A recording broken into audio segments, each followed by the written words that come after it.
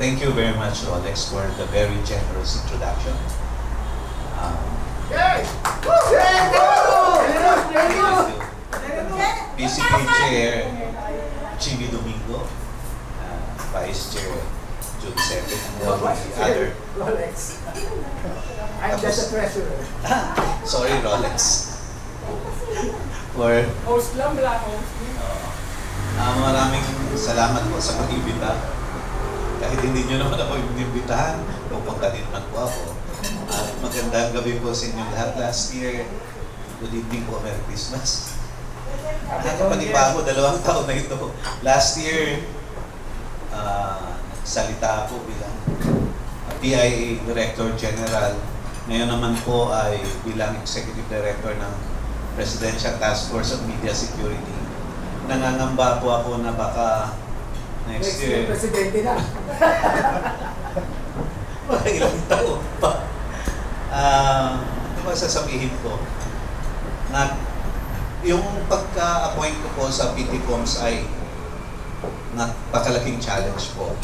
Lalong-lalo na nanggaling tayo doon sa karanasan natin sa mga nakalipas na mga taon na tayo yung nananawagan ng hustisya, nanawagan tayo ng press freedom, at nanawagan tayo ng immediate na aksyon para sa mga kaso ng pamamaslang, kaso ng pananakot para sa media.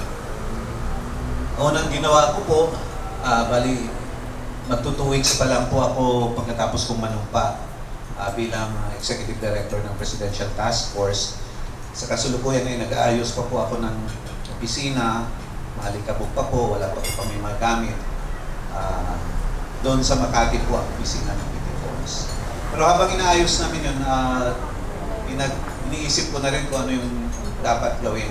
So una kong tinignan yung mandato kung ano yung Administrative Order 1 na nag-create ng PTCOMS. At malinaw naman po pala doon na ito ay dapat titingin doon. Very specific po, kaya sana maintindihan ninyo na para sa threat sa security, dapat proteksyonan yung mga journalist.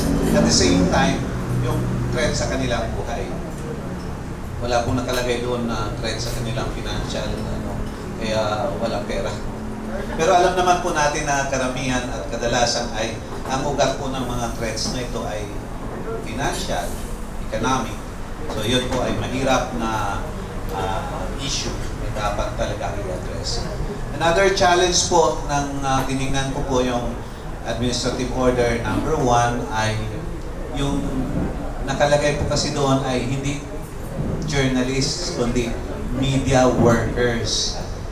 Napakahirap po noong media workers kasi ang ibig sabihin po noon kahit yung taga-fold ng dyaryo sa imprenta, yung mga nagtatrabaho sa printing press na related sa media, or tabloid man yan, or dyaryo man yan, or yung mga technician sa mga radyo, ay media workers po yun.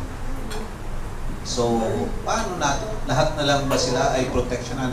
And even for example ngayon, bagong development, yung doon sa definition ng UNESCO ng media, kasama din po yung mga vloggers, social media influencers. Kaya po, bigla po talaga akong kinabahan. Lilima lang po kami. Sa dami ng vloggers pa lang, ubos ang oras. Aside pa po yan doon sa mga issues na tulad halimbawa, nangyari sa kasama natin si Ezra na pinasok yung kanyang bahay tapos ninakawan siya. Siyempre, he is a journalist. Kailangan natin proteksyonan siya bilang isang mamamahayag. Kaya kasama agad yun na iniimbestigahan natin. At marami pa pong ibang challenges. Hindi ko po alam. Baka ito na yung pagkakataon po na mga ngayayag ako.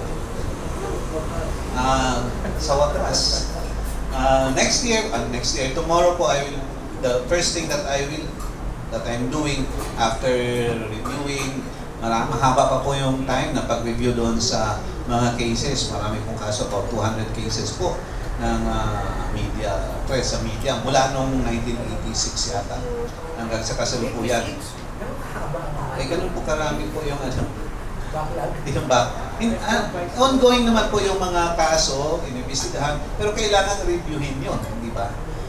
Titingnan kung ano yung work-related, ano yung hindi work-related. Marami pong mga definitions at napansin ko po at sa aking pagbabasa at pagre-review na karamihan po sa hindi pagkakaintindihan between the media organizations ng gobyerno ay doon po sa mga semantics, sa mga definitions lang po. So, ano nga bang definition ng soul? Ano ba yung definition ng nagkaso, close na kaso, or solved na kaso? Ano ang definition na dapat susundin? So, habang nire-review po yun, immediately po, tomorrow, I will be meeting with the heads, with the leaders of various media organizations. Kasama na po yung PCP, napadala na po yata yung sulat, na-confirm na po yung PCP, kasama din po yung NUJP, kasama po yung CFFR, and everybody knows, PAPI, PPP, lahat po inimbitahan at nag-confirm naman po lahat except sa CMFR na mali yata kasi meron silang ibang event. Pero everybody said that they will be attending. Una ko pong gagawin, papakinggan ko kung ano yung sinasabi ng media at batay din sa kaalaman ko, I will answer all the questions at syempre, dahil yung concerns ng media yung aking harapin, papakinggan ko kung ano yung concerns ng media. Especially when it comes to threats to their lives, security, and security. Yun yata yung tatlo yung life, security, nalimutan ko yung isa. Safety po. At pagkatapos po niyan, ang plano ko, imimit ko naman po yung mga iba-ibang ahensya ng gobyerno na kasali doon sa task force. At sasabihin ko sa kanila kung ano yung pinag-uusapan. Pagkatapos po dyan, imimit ko na po yung lahat. Kasi batay po doon sa AO, sa Administrative Order Number 1, iba-ibang ahensya at may mga media organizations na kasama doon sa task force, parang council. Kasama doon ang NUJP, MPC, CMFR, at ilan pa. Yung napakalaking challenge po talaga actually kahit hindi pa ako na-appoint or hindi pa lumabas yung papel ko, binanggit na ng Presidente doon sa General Assembly ng KBP noong November 14. Sabi niya, inaatasan ko yung PT Forms na tingnan, lalong-lalo na yung local media at protektahan ang kanilang kalagayan, lalong-lalo na sa darating na halalan. And the President recognized na endangered talaga at threatened ang local media dahil sa dynamics sa local politics na magkakilala lahat, mag-aaway-away doon at nandoon yung karamihan ng media ay sa gitna.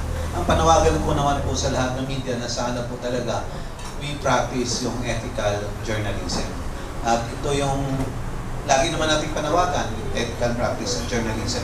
Pero at the same time, importante din po talaga at we recognize it na kailangan din ng karoon ng media and information literacy yung mga politiko, local government officials, yung mga tatakbo ng mga kandidato.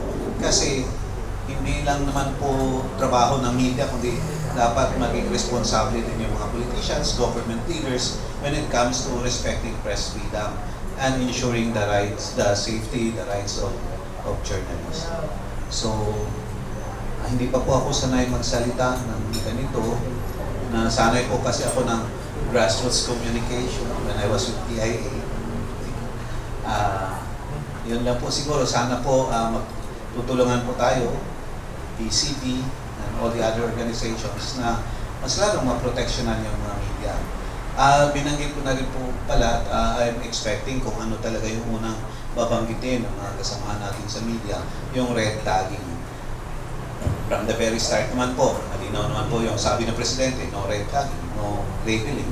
Nung pinangalanan niya ako bilang mag-head ng PT Corps, malinaw din po na sinabi ko na ihinto na po natin yung mga red tagging, ihinto na rin po natin yung labeling, at kailangan nating magkaisa at pag-usapan. At this week naman, nag-desisyon din ng Korte at napatunayan at kinasuhan or nanalo si Atong Maralio, isang mamahayag doon sa kaso dahil siya ay narita. So, patuloy po nating tutukan yung mga ganong issue at we I hope that makakapagsilbi ako sa media community para maprotection natin kanilang safety, security, and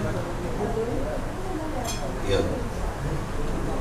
Maraming salamat po. Merry Christmas! Thank you, Undersecretary Joe Torres. Very proud to say that I used to work with Papa Joe back in the days of Manila Times. Before we continue, welcome again to the latest and final Christmas party of the PCP. Baka wala na next year.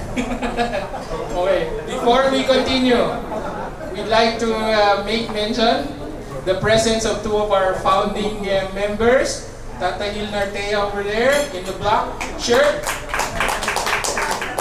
and Tata Ernie Sarmiento, former chief of the Philippine Daily Inquirer, one of our founding members. Welcome, sir. Tata Hil, sige lang. Okay. Next up, so we will have the raffle. Yes, why not? Okay.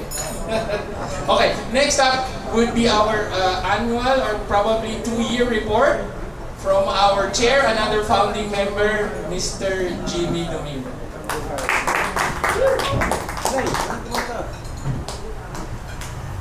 Those who haven't tried the food, we have a variety of pork dishes at the table there. And eggplant. May talong. So, mahilig sa talong. Jimmy, tatayo No ka, pun upo. intended. It's Tatayo ka, literally upo. talong. So, naka-frame na to. I-stop mo muna, hindi ko na-stop eh. Diretso na. Hindi, wala. Mahirap i-edit. Tama. Wow, ang laki. Anong size pa ito?